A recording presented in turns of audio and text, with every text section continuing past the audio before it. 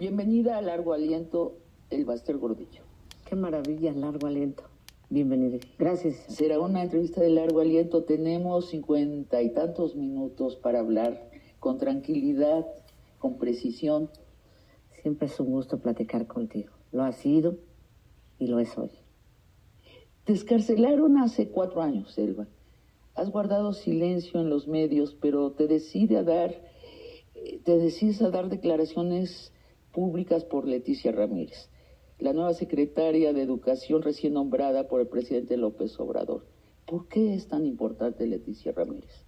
Me gustaría puntualizar. No fue por Leticia, antes estuve en La Silla Roja, en una entrevista y alguna otra. Y esta vez es más que Leticia porque no creo que sea una cosa personal, ni deba ser. Es el tema que más me ha apasionado en toda mi vida y por el que he luchado. La educación y el mundo laboral, y en particular el CENTE. Pero teníamos a Delfina de secretaria, no te referiste a ella, a Leticia Ramírez sí. Porque ella y yo, Leti y yo, nos conocemos de muchos años atrás.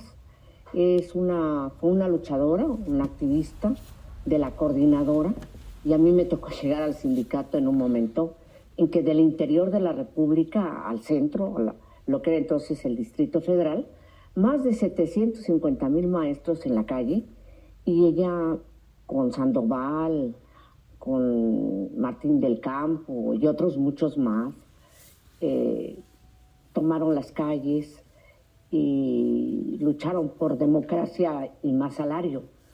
Y yo en ese momento, como recordarás, muy cuestionada, porque se decía que el presidente, y cosa que era cierto, me había impuesto en el CENTE, ¿no? Salinas. El presidente Salinas. Y entonces había un tema, el rezago, la falta de reconocimiento a los maestros, los bajos salarios, cierto, y una crisis gremial impresionante, ¿no? ¿Y la recuerdas a ella puntualmente? Muy puntualmente. ¿Así de importante era Leticia? Más que importante, delgadita, con sus anteojos y aguerrida.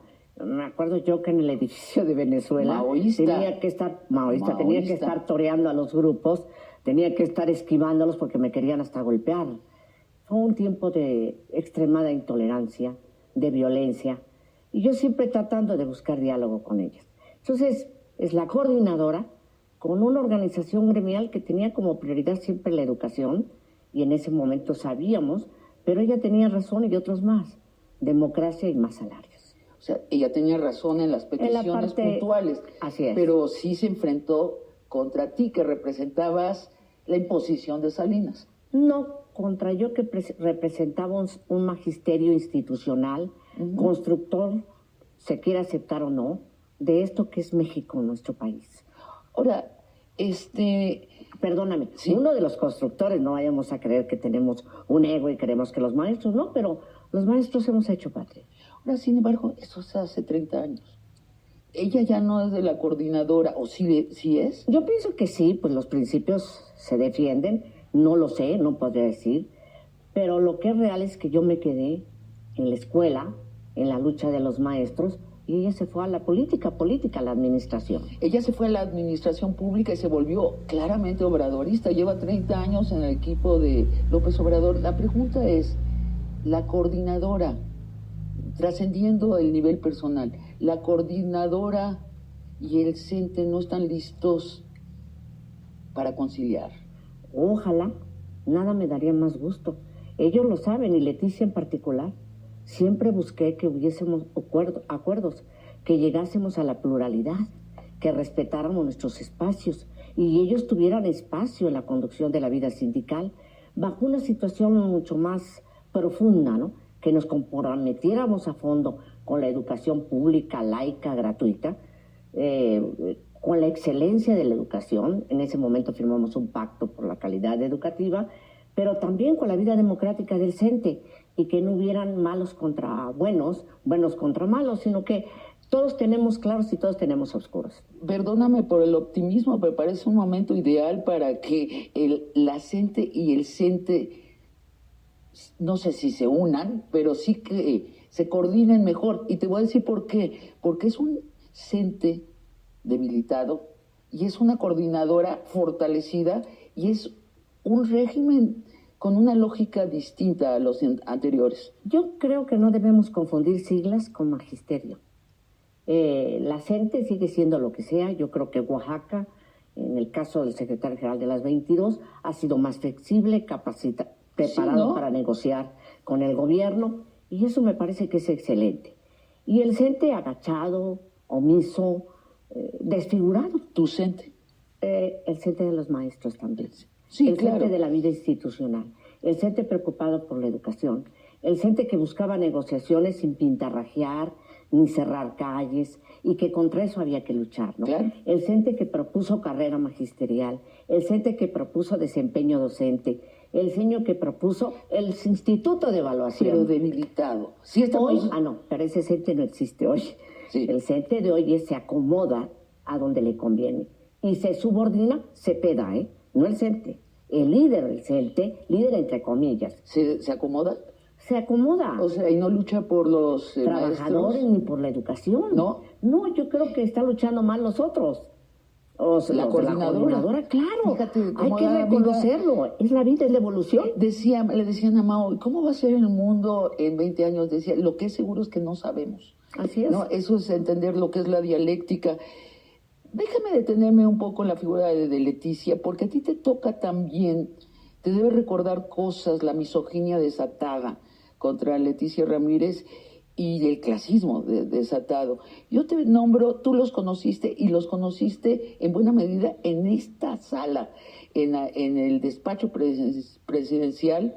Trataste también a secretarios de educación aquí, para llegar a grandes acuerdos. Emilio Chofet, Alonso Lujambio, Aurelio Nuño, Esteban Moctezuma, ¿qué tenían ellos que Leticia Ramírez no, además de ser ellos hombres, blancos, de corbata, de cuna rica, buenos hijos del patriarcado, Elba Ester? ¿Tú has visto cómo han golpeado a Leticia Ramírez?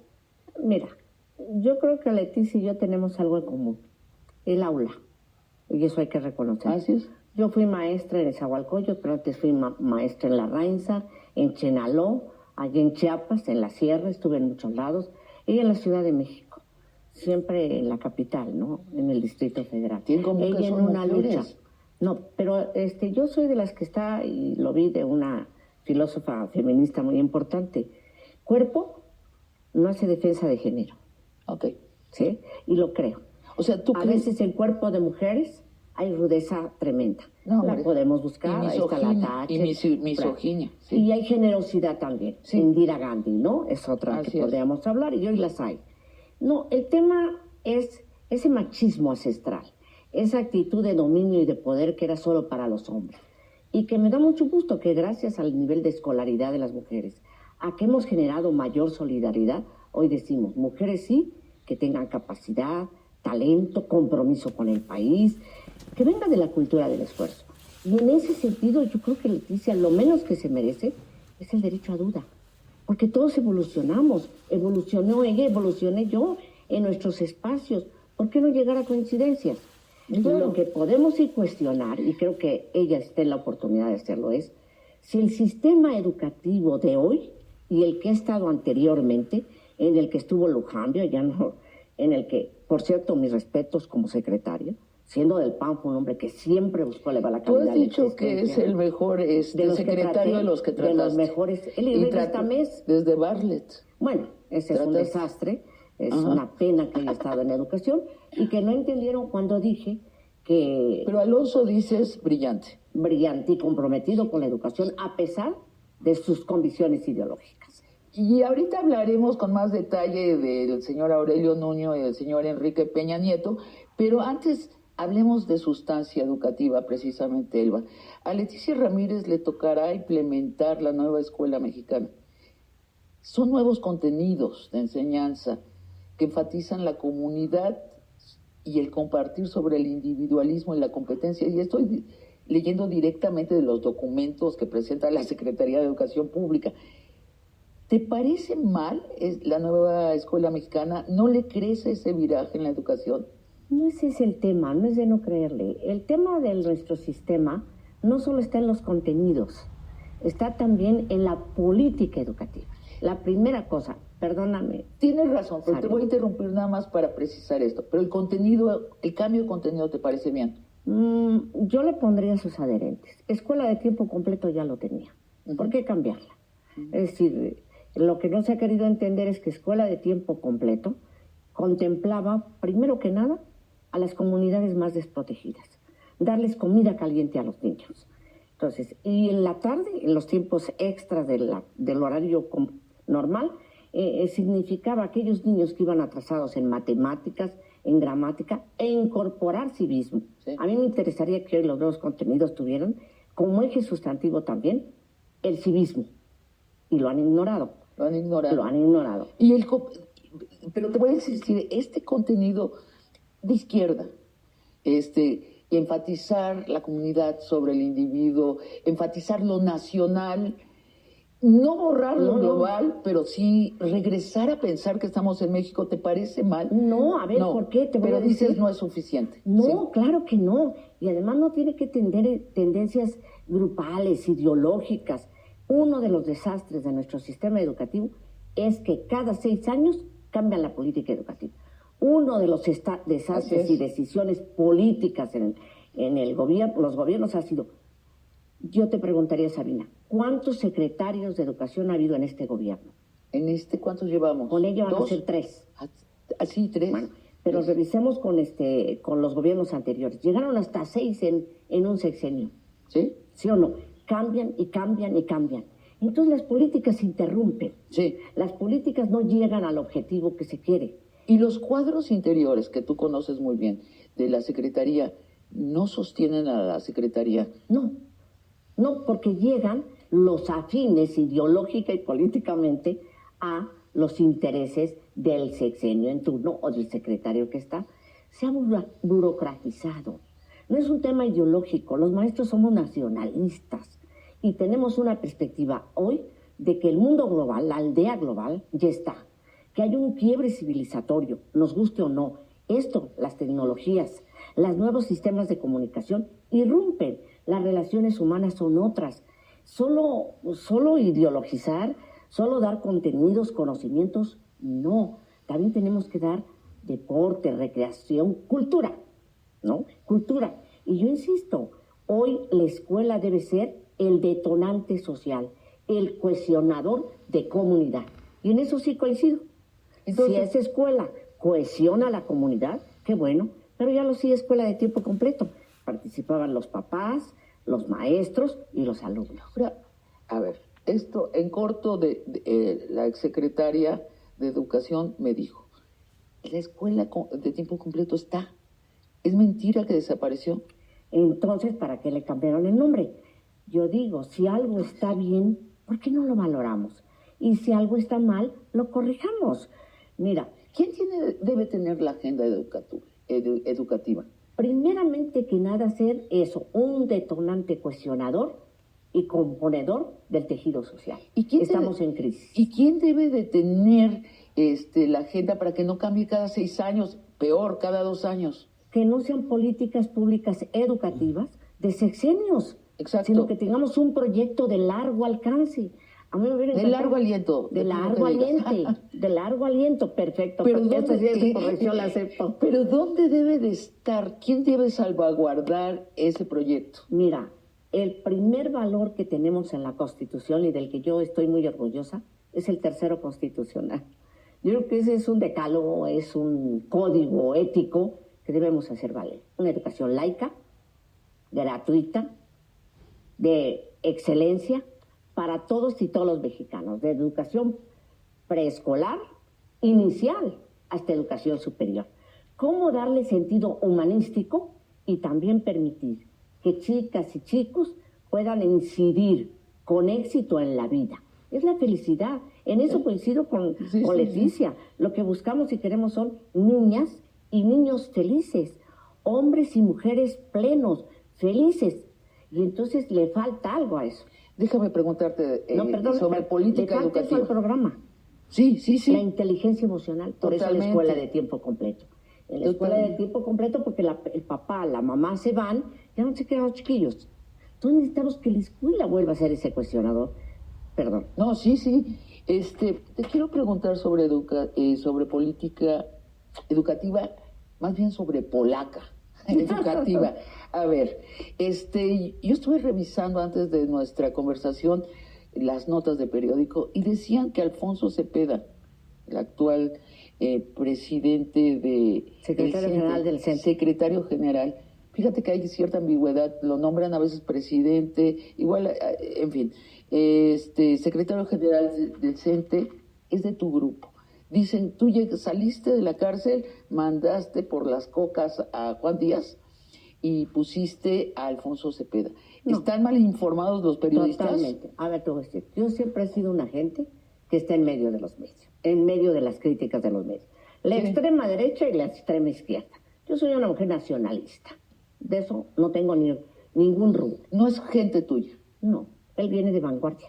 Y Juan Díaz también venía de vanguardia. ¿Y no te gusta lo que está haciendo por lo que has dicho? No, él ya se había ido del sindicato. ¿Por qué está haciendo Cepeda que no te gusta?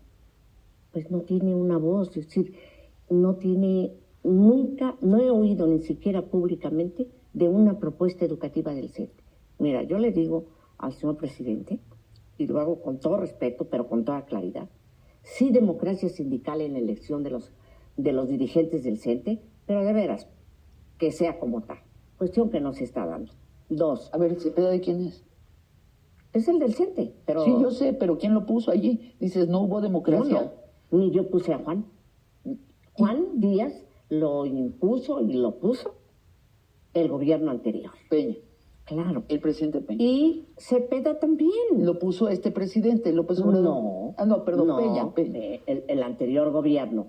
Entonces, Cepeda no pertenece estuvo en el Comité Nacional. Es a lo mejor pues prueba de que nosotros trabajamos en pluralidad.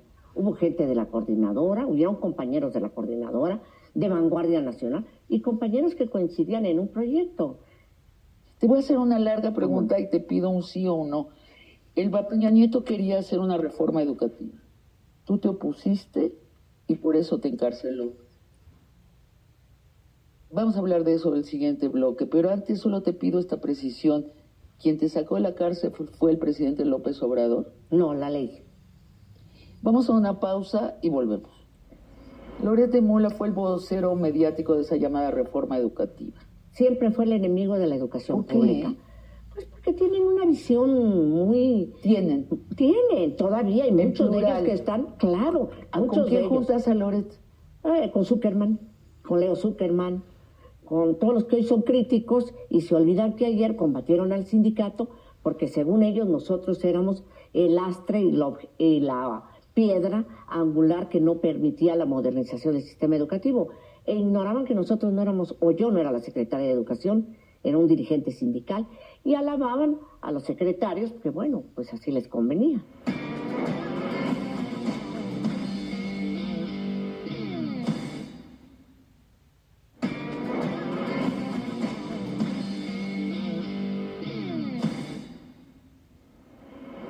El Bester.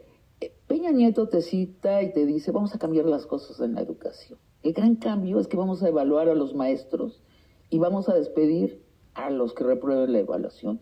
Tú le respondes, no me parece. No, evaluemos al sistema educativo en su conjunto.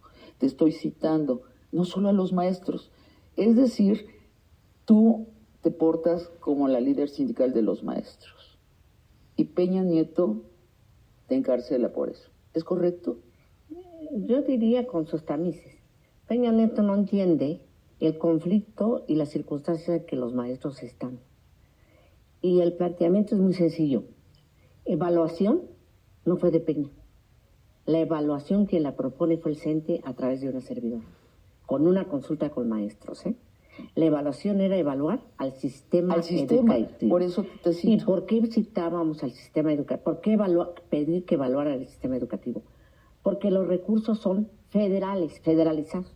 Si el gobierno federal recauda, pero los gobiernos estatales no, apenas empiezan a hacerlo. Y trasladan el dinero, es una simulación. El gobierno federal envía a los gobiernos estatales, pero no hay rendición de cuentas. Y en lugar de irse a inversión educativa, se iba a parques y a trabajos políticos. Llámese CNOP, y estoy consciente de lo que digo, llámese trabajos X, pero nunca educación. Había que rendir cuentas. Segundo, había un tema fundamental, la rectoría del Estado sobre la educación, que poco se habla. El artículo 3 es claro, vuelvo a insistir en lo laico. Entonces, ¿qué sucedía? Que cada gobernador, precisamente con el secretario entonces de Educación, Chaufet, había metido unos contenidos donde, olvídate, el Estado de México y Toluca era lo máximo, ¿no? Y los echamos para atrás. Entonces había que evaluar el sistema en su conjunto, tanto en resultados pedagógicos, académicos, en el conocimiento de los chiquitos, en cómo iban en general los programas y obviamente también evaluar a maestros. Pero la evaluación de los maestros ya estaba, con carrera magisterial primero y desempeño docente. El maestro que trabajara más, el maestro que se desempeñara, el que fuera a dar clases en la escuela de tiempo completo, ese ganaba más. El que no, se quedaba con su sueldo base y de ahí no pasaba. Peña propone un esquema que el Nuño hace valer como el gran descubrimiento, que los maestros perdieran su base. Su base. Su base. No solo los de básica, en general, los supervisores, los coordinadores, y esa era la medida, o sea, su base, más ¿qué quiere decir? Liberal salvaje. Que los pudieran La garantía despedir. del empleo, claro, la garantía. O sea, y claro. entonces que fueran empleados de confianza. Exacto. Inaceptable. Y hacer un examen y seas de donde El seas, examen si importa, repruebas los te maestros vas. están dispuestos a hacer. Estaba en eso. Claro. Entonces, ya estaba. El conflicto no era, insisto, el conflicto no era los contenidos ni las tareas, ya estaban. El asunto es que la señora Josefina Vázquez Mota, que fue secretaria de Educación, fue candidata a la presidencia de la República. Y como bandera, siendo candidata a la presidencia de la República, asume que lo que había hecho el secretario Lujambio y la organización sindical es su bandera y lo debe llevar a ley. ¿Por qué no estábamos de acuerdo que lo llevara a ley?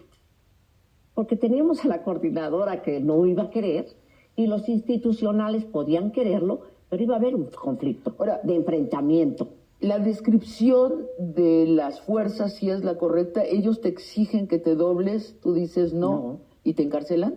Yo diría que toda acción tiene reacción. Pero me bueno, opuse, sí, me opuse. Y me opuse y en 7 días armaron un expediente y me detuvieron. O sea, fue directamente la causa esa. Esa dicen una y la otra de algo que defenderé siempre. Autonomía e independencia sindical. A que no les consulté al entonces candidato a la presidencia, Enrique Peña Nieto, quiénes iban a ser los dirigentes del CENTE. No hubo consulta durante el tiempo o sea, que yo ellos fui la querían dirigente. Que tú les consultaras. Claro, eso fue en tiempos pasados. Tenemos que luchar por la autonomía e independencia. Tú hiciste algo que se solía hacer con los nuevos presidentes, ya no lo hiciste, dijiste, algo que se solía esto hacer, le quita independencia a mi sindicato. Claro, y eso se solía hacer antes del presidente Salinas. Con el presidente Salinas este tema lo hablamos mucho. Lo hablamos muchísimo por la democracia sindical. Un sindicato no puede ser fuerte si no tiene derecho a su autodeterminación. Bueno, si no tiene bases. Por favor, salíamos del corporativismo a la democracia. Segunda, la otra parte que me parece medular, un sindicato que no tiene derecho a huelga, pues le están conculcando su derecho más profundo. Claro, porque si no tenían base no podían irse a huelga. Entonces hoy hablan de una reforma laboral y no contemplan que hay apartado A y apartado B, trabajadores de primera y trabajadores de segunda. Déjame preguntarte, Loret de Mola. Loret de Mola fue el vocero mediático de esa llamada reforma educativa. Siempre fue el enemigo de la educación pública. Pues porque tienen una visión muy... Tienen todavía, y muchos de ellos que están, claro. ¿Con quién juntas a Loret? Con Zuckerman, con Leo Zuckerman, con todos los que hoy son críticos y se olvidan que ayer combatieron al sindicato porque según ellos nosotros éramos el lastre y la piedra angular que no permitía la modernización del sistema educativo. E ignoraban que nosotros no éramos, o yo no era la secretaria de Educación, era un dirigente sindical, y alababan a los secretarios, que bueno, pues así les convenía. Y cuando hablo que la educación... A ver, ¿hay algo de clase? Sí, claro, de clase y de machismo, indiscutiblemente. Yo me encontré en medio de las dos corrientes, insisto, en los neoliberales salvajes y en los de izquierda radicales. Y no es fácil conducir una... Y siendo mujer, bonito. Déjame darte mi relato como mujer y como persona de izquierda, yo creo que ahí hubo un elemento clasista que pervive, por cierto, muy tremendo en esa reforma de Peña. Peña y su secretario de Educación, Aurelio Niño, se portaron como los niños ricos que toman posesión de la mansión de sus papás. Y dicen, a ver, los mozos, las sirvientas, los choferes, los vamos a evaluar, y nadie tiene plaza segura, se me van los que no den el ancho, no se responsabilizan de la formación de los maestros, no les dan elementos de crecimiento a los maestros, no aprecian al maestro per se, no toman en cuenta a los maestros que caminan 1 hora para llegar a un potrero y que tienen que dar clase a los niños de todo el potrero, y que hay niños de primero de primaria a sexto de primaria bajo el mismo tapanco. No, eso no existe. Si hubiera tapanco. En el, bueno, sí, nosotros hicimos una exposición.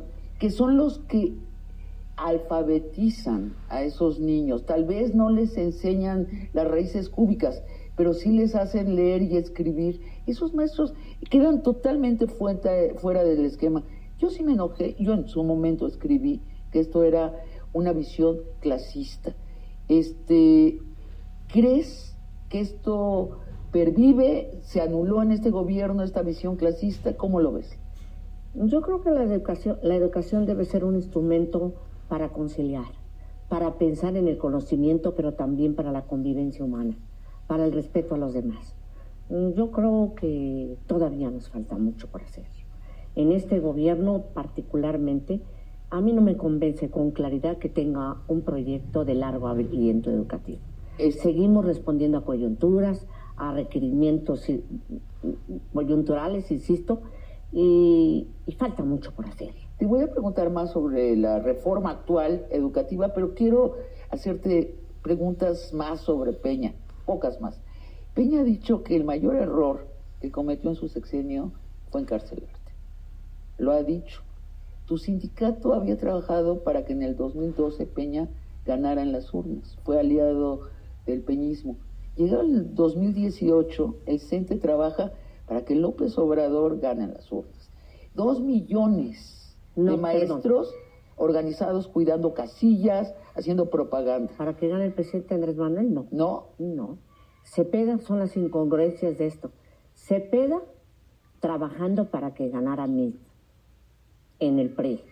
Cepeda. Y nosotros poquitos, no hablo de grandes, nosotros sí, con la esperanza de que ahora sí hubiera un cambio sustantivo en el tema educativo y en la democracia sindical. Nosotros? Algunos compañeros maestros que me siguen, con los que puedo hablar, sí trabajamos para que ganara el presidente Andrés Manuel, muy, muy modestamente. Desde antes queríamos hacerlo, pero pues las circunstancias no lo permitían. Bueno, yo te entrevisté en el 2006. ¿Te acuerdas?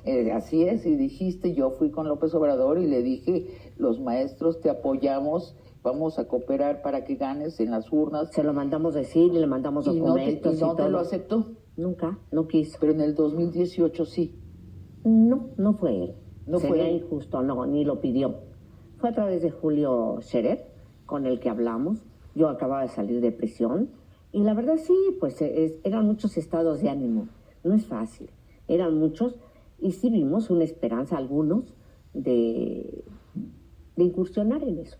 Puedo decir con satisfacción que trabajamos muy fuerte en Veracruz, por ejemplo. Contribuimos y en algunas partes muy modestamente, tampoco estoy hablando. Pero en ese momento Cepeda y el CENTE estuvieron con MIS y se devoraron a un partido que, es cierto, nunca lo ha ocultado. El gremio se dedicó a construir con maestros y con padres de familia y con la sociedad Nueva Alianza.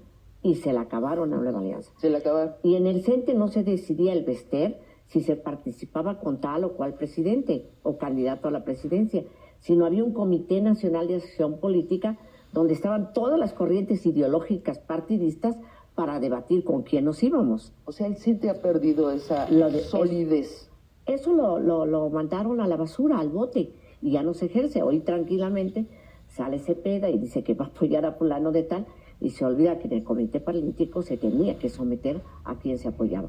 Claro, bajo 2 premisas. Y los maestros no hacen caso del todo, ya. Los maestros votan por quien quieren. Así es. Los maestros, nosotros podemos sugerirles, impulsar, en razón del compromiso con la materia educativa y el compromiso con la reivindicación de los trabajadores. Si alguna virtud tiene Leticia, perdón que vuelva a eso, Sí. es que conoce las carencias de los maestros, sabe en qué condiciones está la infraestructura escolar. Su reto es fenomenal. Qué bueno que sume, pero ojalá no olvide que la causa fundamental es la educación como herramienta, como instrumento, como factor de la gran transformación social con equidad y justicia de México. Y si habla con el Baester, Leticia, ¿con quién está hablando? Con una maestra. Con una maestra, Sí, no más, y una mujer. no menos. No más ni menos. Le voy a preguntar sobre la reforma de la educación en curso hoy y también de tus años en la cárcel, pero por favor luego de una pausa. A ver, hay quien dice que ni siquiera estuviste en la cárcel, Eso es falso. que estuviste en la enfermería luego. Estuve y luego en un hospital, en un sí. hospital de Estuve la en Ciudad de San- México, en el Dalinde. No, a ver, no, nunca. Estuve en Santa Marta. De Santa Marta me fui a Tepepan. No estoy para contar enfermedades porque no me gusta, pero sí he tenido problemas de salud serios. Pero no estuve en un lecho. Yo puedo decir que me pasé, y si no lo demuestro, yo ya esté en seguridad y lo puedo decir. Más de 3 años sin ver el sol, sin ver llover, sin ver la ver el luz. sol, estaba Ni siquiera 10 encerrada en la minutos celda. en un cuarto.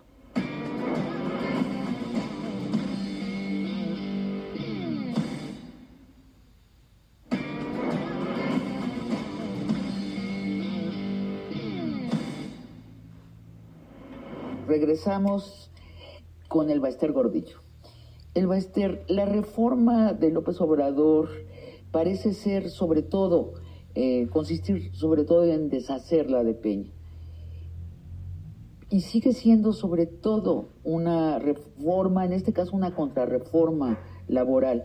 Pero sí hay un nuevo plan de estudios para la educación básica, es decir, la que incluye preescolar, primaria y secundaria. Dice Blanca Heredia, especialista en educación, que este cambio en su contenido sí es un cambio importante. Integral de la educación, eso es bueno. Y resumo lo que ella dice, es enfatizar el compartir sobre el competir, enfatiza a la comunidad sobre el individuo. ¿Te gusta la nueva escuela mexicana? Yo creo que sí, pero es el equilibrio. Siempre vivimos en colectivo y es importante que tengamos un colectivo con responsabilidades mutuas, yo creo, y compromiso con los que menos tienen. Es indudable. Pero lo que no podemos ignorar es que en el mundo laboral hay planteamientos de fondo. Yo sí creo que hay que enseñar conocimiento y fomentar lo técnico. No todos los chicos tienen vocación para la humanística. ¿Tú estudiaste estos nuevos contenidos? No los he visto a fondo, mentiría. Sí los voy a ver con todo detenimiento. Porque hay que saber si hay si borraron todo lo otro. Es decir, puedes tener una educación que enfatiza el compartir y también el competir. En la escuela, te digo, hay muchas cosas que ya estaban sobre ese eje. Ya estaban sobre esos valores, entonces, claro. ¿qué crees? ¿Por qué los vuelven a hacer los libros de texto? Se enojan mucho cuando digo porque priorizan la política a lo educativo. No estoy en contra de la política, de la politiquería sí. La política es el arte ahorita, nuestra convivencia, el trato cotidiano entre personas. Pero cuando a esto se le quiere poner el énfasis en razón de el presidente, cometemos un gran error. Es los niños, las niñas, los jóvenes, las jovencitas, los adultos, hombres y mujeres, que requerimos una educación que nos permita vivir en paz, sin embargo, en armonía. Me extraña que no los hayas estudiado los contenidos. No te debe extrañar por una cosa, porque no he tenido acceso a todos, porque he estado metida comparando lo anterior con esto, parte, pero no puedo emitir una opinión si no las he estudiado a fondo. Yo no soy un erudito en pedagogía. Yo no soy un erudita en educación, me gustaría serlo, pero sí soy una conocedora del dolor de los niños, de las niñas, de las mamás y los padres de familia y la terrible descalificación permanente a los maestros. Es muy fácil decir que van a valorar el valor de educar, pero no se ha visto. En este sexenio no se... A ver el presupuesto educativo. O sea, y a ver el incremento salarial. No hay incremento salarial. Sí lo hay, pero no como se requiere. Y no solo incremento salarial. ¿Cuánto fue y cuánto debía ser? Los maestros lo que más desean hoy es saber, conocer, entender de qué se trata. ¿Por qué sacar programas que no se han hecho, como bien dice el presidente, consultas? ¿Por qué no llevarlo a los maestros? Claro, a que lo revisen, lo analicen. ¿Y quién hizo esto? ¿La nueva escuela mexicana quién la hizo? No sé. ¿No hay autoría? No sé.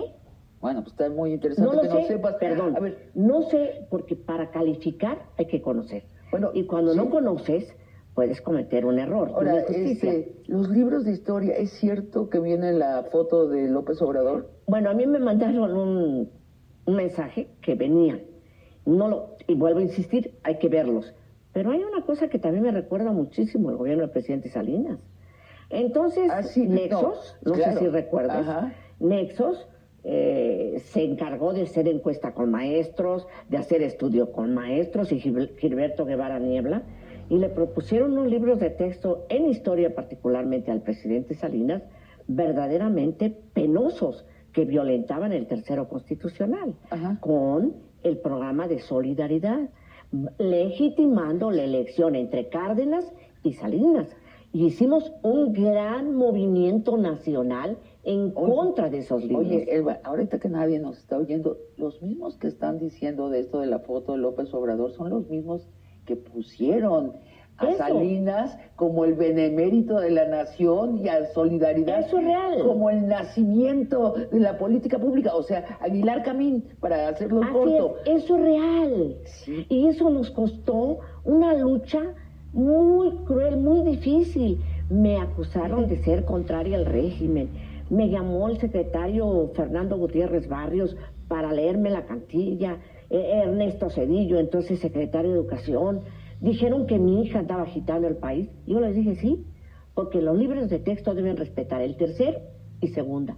La historia no es para historiadores, es para niños, es narrativa. Si te acuerdas que iban a quitar los niños héroes.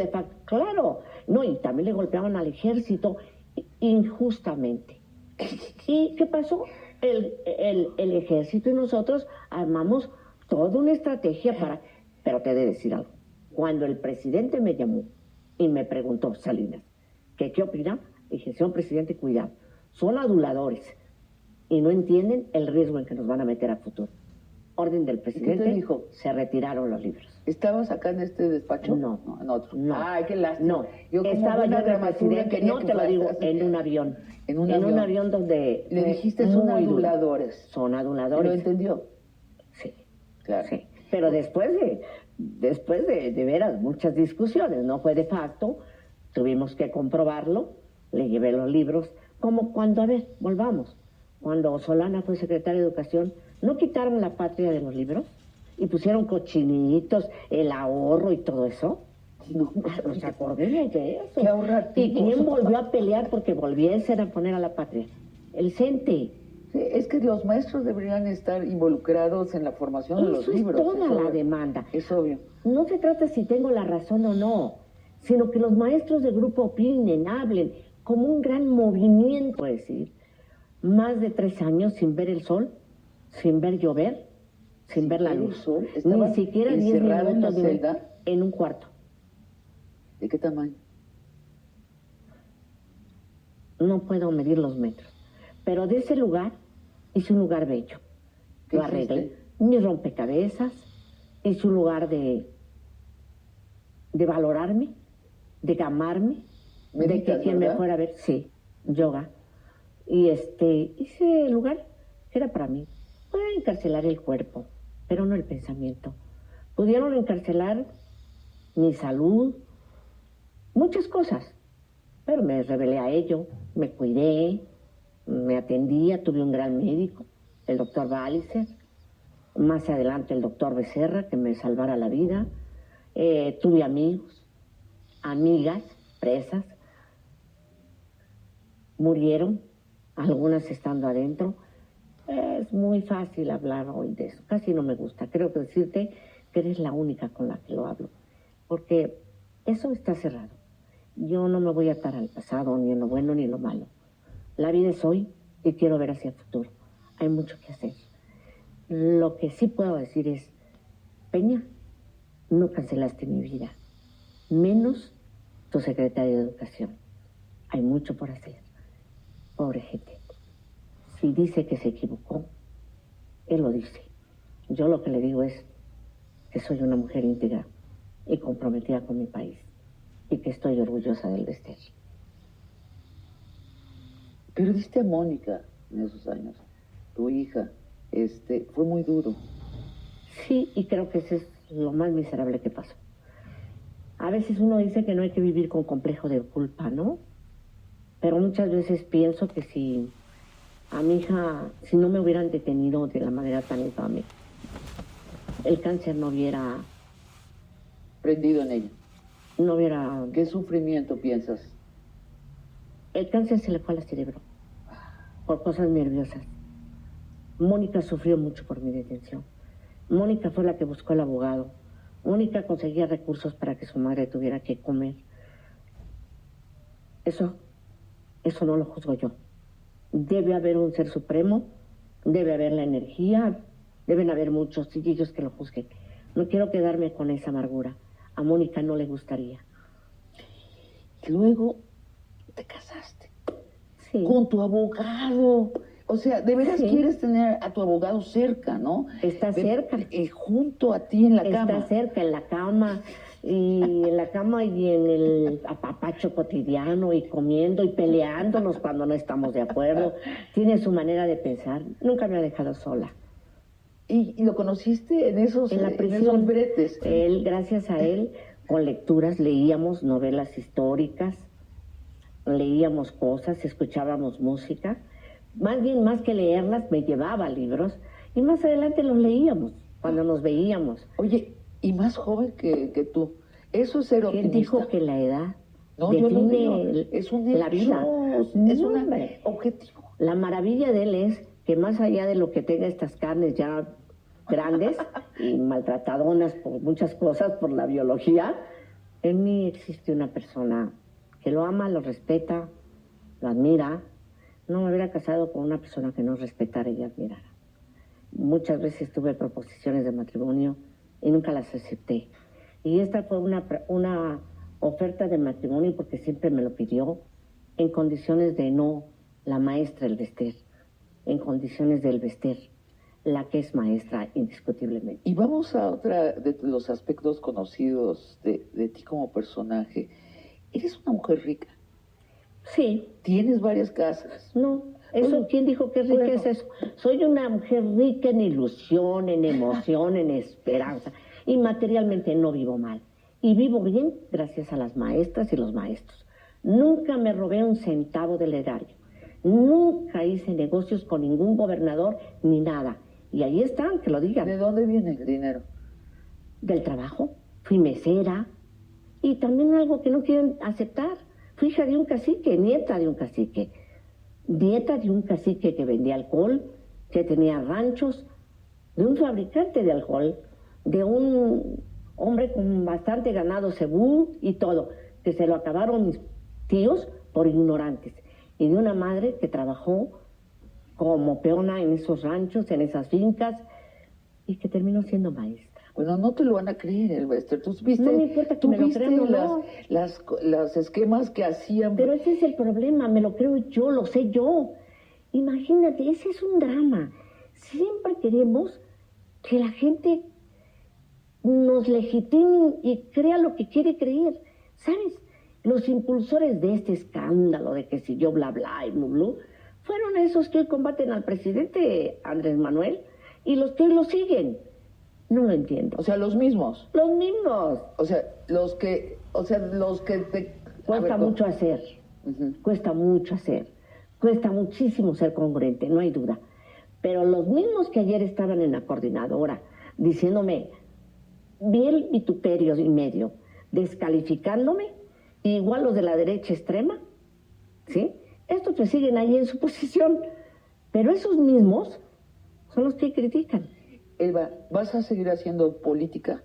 Voy a seguir haciendo lo que mis convicciones marquen, con el instrumento, con el oficio que tengo. Me gusta la política. En el sector educativo. En la lucha social. En la lucha social. En la bandera educativa, sí. Y en la bandera educativa. En la bandera educativa. ¿Vas a hacer un partido? No, vas a opinar. Voy a opinar, voy a hacer que muchos compañeros opinen. Yo sigo comprometida con la causa. Esto se acaba hasta que se acaba.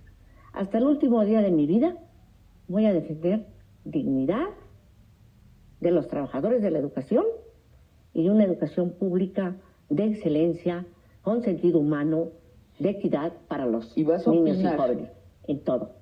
Nadie me coartará ese derecho, me lo gané a pulso. Gracias por esta conversación de largo aliento. Largo aliento para nosotras también, porque buena faltaste. Gracias. Hace falta conversaciones de largo aliento. Claro, ¿no? De esperanza. Todo a bote pronto. Es que el ambiente está tan enrarecido pero somos factores todos. Es un golpeteo. Así es. Paz, porque hay que formar ciudadanos, ¿no? Y nosotros tenemos un compromiso. Y amigos y amigas, los espero el próximo jueves para otra conversación de largo aliento.